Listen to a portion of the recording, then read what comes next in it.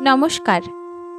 ঠাকুর শ্রী রামকৃষ্ণ পরমহংসদেবের চরণে আমার ভক্তিপূর্ণ প্রণাম জানাই। অমৃত কথা চ্যানেলে আমার সকল শ্রোতা বন্ধুকে জানাই স্বাগত।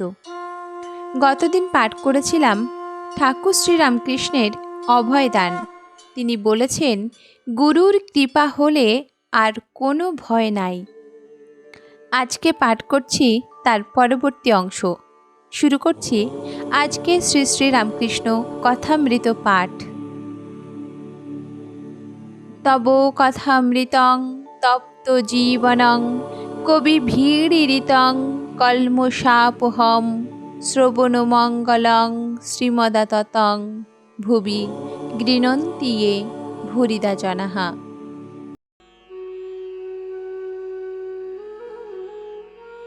দিনটি ছিল 5ই জুন 1883 খ্রিস্টাব্দ। সেদিনও অমাবস্যা ছিল।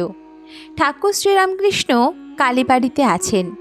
রবিবারেই ভক্ত সমাগম বেশি হয়, কিন্তু মঙ্গলবার বলিয়া বেশি লোক নাই। রাখাল ঠাকুরের কাছে আছেন, হাজরাও আছেন। ঠাকুরের ঘরের সামনে বারান্দায় আসন করিয়াছেন। মাস্টার গত রবিবারে আসিয়াছেন ও কয়েকদিন এখানেই আছেন। সোমবার রাত্রে মা কালীর নাটমন্দিরে কৃষ্ণযাত্রা হইয়াছিল। ঠাকুর খানিকক্ষণ সেই যাত্রা শুনিয়াছিলেন। এই যাত্রা রবিবার রাত্রে হইবার কথা ছিল, কিন্তু হয় নাই বলিয়া সোমবারে হইয়াছে। মধ্যাহ্নে খাওয়া দাওয়ার পর ঠাকুর নিজের প্রেমোন্মাদ অবস্থা আবার বর্ণনা করিতেছেন। ঠাকুর শ্রীরামকৃষ্ণ মাস্টারের প্রতি বলিতেছেন, কি অবস্থায় গিয়েছে, এখানে খেতুম না। বরাহনগরে কি দক্ষিণেশ্বরে কি এড়েদয়ে কোনো বামুনের বাড়ি গিয়ে পড়তুম, আবার পড়তুম তো অবেলায়। গিয়ে বসতুম, মুখে কোনো কথা নাই। বাড়ির লোক কোনো কথা জিজ্ঞাসা করলে কেবল বলতুম, আমি এখানে খাবো, আর কোনো কথা নাই। আলমবাজারে রামচাটুর্যের বাড়ি যেতুম, কখনো দক্ষিণেশ্বরে সাবর্ণ চৌধুরীদের বাড়িতে। তাদের বাড়িতে খেতুম বটে, কিন্তু ভালো লাগতো না, কেমন আষ্টে গন্ধ। একদিন ধরে বসলুম, দেবেন্দ্র ঠাকুরের বাড়ি যাব। সেজবাবুকে বললুম, দেবেন্দ্র ঈশ্বরের নাম করে, তাকে দেখব, আমায় লয়ে যাবে? সেজবাবু বললে, তার আবার ভারী অভিমান, সে সেধে লোকের বাড়ি যাবে? এগু পেছু করতে লাগলো। তারপর বললে, হাঁ, দেবেন্দ্র আর আমি একসঙ্গে পড়েছিলুম, তা চলো বাবা, নিয়ে যাব। একদিন শুনলুম বাগবাজারে পোলের কাছে দিন মুখুজ্জে বলে একটি ভালো লোক আছে, বেশ ভক্ত। সেজবাবুকে ধরলুম, দিন মুখুজ্জের বাড়ি যাব। সেজবাবু কি করে, গাড়ি করে শেষে নিয়ে গেল। বাড়িটি ছোট, আবার মস্ত গাড়ি করে এক বড় মানুষ এসেছে। তারাও অপ্রস্তুত, আবার আমরাও অপ্রস্তুত। তার আবার ছেলের পৈতে, কোথায় বসায়? আমরা পাশের ঘরে যাচ্ছিলুম, তা বলে উঠলে, ও ঘরে মেয়েরা, আপনারা যাবেন না, মহা অপ্রস্তুত। সেজবাবু ফেরার সময় বললে, বাবা, তোমার কথা আর শুনবো না। আমি হাসতে লাগলুম। কি অবস্থায় না গেছে সে সময়। কুমার সিং সাধু ভোজন করাবে, আমায় নিমন্ত্রণ করলে। গিয়ে দেখলুম অনেক সাধু সেখানে এসেছে। আমি বসলে পরে সাধুরা কেউ কেউ পরিচয় জিজ্ঞাসা করলে। যাই জিজ্ঞাসা করা, আমি আলাদা বসতে গেলুম। ভাবলুম, অত খবরে কাজ কি? তারপর যেই সকলকে পাতা পেতে খেতে বসালে, কেউ কিছু না বলতে বলতে আমি আগে খেতে লাগলুম। আমি শুনতে পেলুম সাধুরা কেউ কেউ বলতে লাগলো, আরে এ কে আরে? বেলা 5টা হইয়াছে। ঠাকুর বারান্দার কোলে যে সিঁড়ি, তাহার উপর বসিয়া আছেন। রাখাল, হাজরা ও মাস্টার কাছে বসিয়া। হাজরার ভাব সোহম। ঠাকুর শ্রীরামকৃষ্ণ হাজরার প্রতি বলিতেছেন, হাঁ, সব গোল মেটে। তিনি আস্তিক, তিনি নাস্তিক, তিনি ভালো, তিনি মন্দ, তিনি সৎ, তিনিই অসৎ, জাগা ঘুম এসব অবস্থা তাঁরই, আবার তিনি এসব অবস্থার পার। এই বলে ঠাকুর একটি গল্প বলিলেন। একজন চাষার বেশি বয়সে একটি ছেলে হয়েছিল। ছেলেটিকে খুব যত্ন করে। ছেলেটি ক্রমে বড় হলো। একদিন চাষা খেতে কাজ করছে, এমন সময় একজন এসে বললে, ছেলেটির ভারী অসুখ, ছেলে যায়। বাড়িতে এসে দেখে ছেলে মারা গেছে। পরিবার খুব কাঁদছে, কিন্তু চাষার চোখে একটুও জল নাই।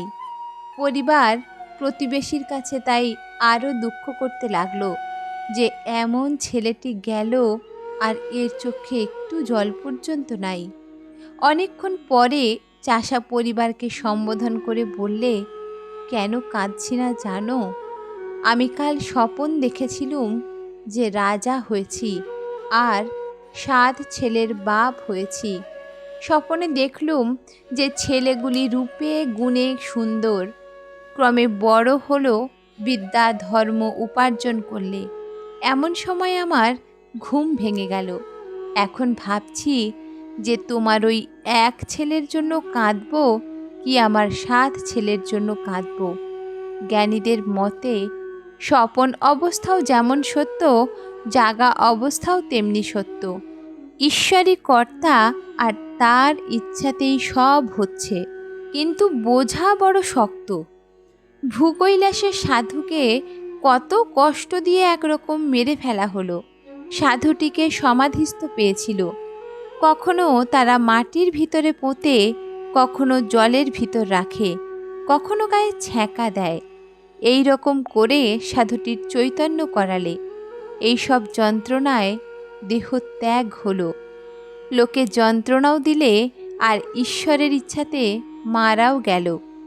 ঠাকুর শ্রীরামকৃষ্ণ আবার বলিতেছেন, যার যা কর্ম তার ফল সে পাবে, কিন্তু ঈশ্বরের ইচ্ছায় সে সাধুর দেহ ত্যাগ হলো। কবিরাজেরা বোতলের ভিতর মকরধ্বজ তৈয়ার করে, চারিদিকে মাটি দিয়ে আগুনে ফেলে রাখে। বোতলের ভিতর যে সোনা আছে, সেই সোনা আগুনের তাতে আরও অন্য জিনিসের সঙ্গে মিশে মকরধ্বজ হয়। তখন কবিরাজ বোতলটি লয়ে আস্তে আস্তে ভেঙে ভিতরের মকরধ্বজ রেখে দেয়। তখন বোতল থাকলেই বা কি আর গেলেই বা কি। তেমনি লোকে ভাবে সাধুকে তারা মেরে ফেললে, কিন্তু হয়তো তার জিনিস তৈয়ার হয়ে গিয়েছিল। ভগবান লাভের পর শরীর থাকলেই বা কি আর গেলেই বা কি। ভূকৈলাসের সাধু সমাধিস্থ ছিল। সমাধি অনেক প্রকার। ঋষিকেশের সাধুর কথার সঙ্গে আমার অবস্থা মিলে গিয়েছিল। কখনো দেখি শরীরের ভিতর বায়ু চলছে যেন পিঁপড়ের মতো, কখনো বা সরাত সরাত করে, বানর যেমন এক ডাল থেকে আর এক ডালে লাফায়। কখনো মাছের মতো গতি, যার হয় সেই জানে। জগৎ ভুল হয়ে যায়। মনটা একটু নামলে বলি, মা আমায় ভালো করো, আমি কথা কব। ঈশ্বর কোটি, অর্থাৎ অবতারাদি না হলে সমাধির পর ফেরে না। জীব কেউ কেউ সাধনার জোরে সমাধিস্থ হয়, কিন্তু আর ফেরে না। তিনি যখন নিজে মানুষ হয়ে আসেন, অবতার হন, জীবের মুক্তির চাবি তাঁর হাতে থাকে, তখন সমাধির পর ফেরেন লোকের মঙ্গলের জন্য। মাস্টার স্বগত হইয়া বলিতেছেন, ঠাকুরের হাতে কি জীবের মুক্তির চাবি? হাজরা, ঈশ্বরকে তুষ্ট করতে পারলেই হলো, অবতার থাকুন আর না থাকুন। ঠাকুর শ্রীরামকৃষ্ণ হাসিয়া বলিতেছেন, হাঁ, বিষ্ণুপুরে রেজিস্ট্রির বড় অফিস, সেখানে রেজিস্ট্রারি করাতে পারলে আর গোঘাটে গোল থাকে না। আজ মঙ্গলবার অমাবস্যা, সন্ধ্যা হইল, ঠাকুর বাড়িতে আরতি হইতেছে। দ্বাদশ শিব মন্দিরে, রাধাকান্তের মন্দিরে ও ভবতারিণীর মন্দিরে শঙ্খ ঘণ্টাদির মঙ্গল বাজনা হইতেছে। আরতি সমাপ্ত হইলে কিয়ৎক্ষণ পরে ঠাকুর নিজের ঘর হইতে দক্ষিণের বারান্দায় আসিয়া বসিলেন। চতুর্দিকে নিবিড় আধার, কেবল ঠাকুর বাড়িতে স্থানে স্থানে দীপ জ্বলিতেছে। ভাগীরথী বক্ষে আকাশের কালো ছায়া পড়িয়াছে। অমাবস্যা, ঠাকুর সহজেই ভাবময়। আজ ভাব ঘনীভূত হইয়াছে। শ্রীমুখে মাঝে মাঝে প্রণব উচ্চারণ ও মার নাম করিতেছেন। গ্রীষ্মকাল, ঘরের ভিতর বড় গরম, তাই বারান্দায় আসিয়াছেন। একজন ভক্ত একটি মচলন্দের মাদুর দিয়াছেন, সেইটি বারান্দায় পাতা হইল। ঠাকুরের অহর্নিশ মার চিন্তা। তিনি শুইয়া শুইয়া মনির সঙ্গে ফিসফিস করিয়া কথা কহিতেছেন। তিনি বলিতেছেন, দেখো, ঈশ্বরকে দর্শন করা যায়। অমুকের দর্শন হয়েছে, কিন্তু কারুকে বলো না। আচ্ছা, তোমার রূপ না নিরাকার ভালো লাগে? মণি, আজ্ঞা, এখন একটু নিরাকার ভালো লাগে, তবে একটু একটু বুঝছি যে তিনিই এসব সাকার হয়েছেন। ঠাকুর শ্রীরামকৃষ্ণ এবার বলিলেন, দেখো, আমায় বেলঘরে মতিশিলের ঝিলে গাড়ি করে নিয়ে যাবে। সেখানে মুড়ি ফেলে দাও, মাছ সব এসে মুড়ি খাবে। আহা, মাছগুলি ক্রীড়া করে বেড়াচ্ছে, দেখলে খুব আনন্দ হয়। তোমার উদ্দীপন হবে, যেন সচ্চিদানন্দ সাগরে আত্মারূপ মিন ক্রীড়া করছে। তেমনি খুব বড় মাঠে দাঁড়ালে ঈশ্বরীয় ভাব হয়, যেন হাড়ির মাছ পুকুরে এসেছে। তাকে দর্শন করতে হলে সাধনের দরকার। আমাকে কঠোর সাধন করতে হয়েছে। বেলতলায় কত রকম সাধন করেছি, গাছতলায় পড়ে থাকতুম। মা দেখা দাও, চক্ষের জলে গা ভেসে যেত। মণি, আপনি কত সাধন করেছেন, আর লোকের কি এক্ষণে হয়ে যাবে? বাড়ির চারিদিকে আঙুল ঘুরিয়ে দিলেই কি দেয়াল হয়? ঠাকুর শ্রীরামকৃষ্ণ এবার সহাস্যে বলিতেছেন, অমৃত বলে একজন আগুন করলে 10 জন পোয়ায়। আরেকটি কথা, নিত্যে পৌঁছে লীলায় থাকা ভালো। মণি এবার বলিতেছেন, আপনি বলেছেন লীলা বিলাসের জন্য। ঠাকুর শ্রীরামকৃষ্ণ বলিলেন, না, লীলাও সত্য। আর দেখো, যখন আসবে তখন হাতে করে কিছু একটা আনবে। নিজে বলতে নাই অভিমান হয়। অধর সেনকেও বলি, 1 পয়সার কিছু নিয়ে এসো। ভবনাথকেও বলি, 1 পয়সার পান আনিস। ভবনাথের কেমন ভক্তি দেখেছ? নরেন্দ্র ভবনাথ যেমন নর নারী। ভবনাথ নরেন্দ্রের অনুগত। নরেন্দ্রকে গাড়ি করে এনো, কিছু খাবার আনবে, এতে খুব ভালো হয়। ঠাকুর এবার বলিতেছেন, জ্ঞান ও ভক্তি 2 পথ। ভক্তি পথে একটু আচার বেশি করতে হয়।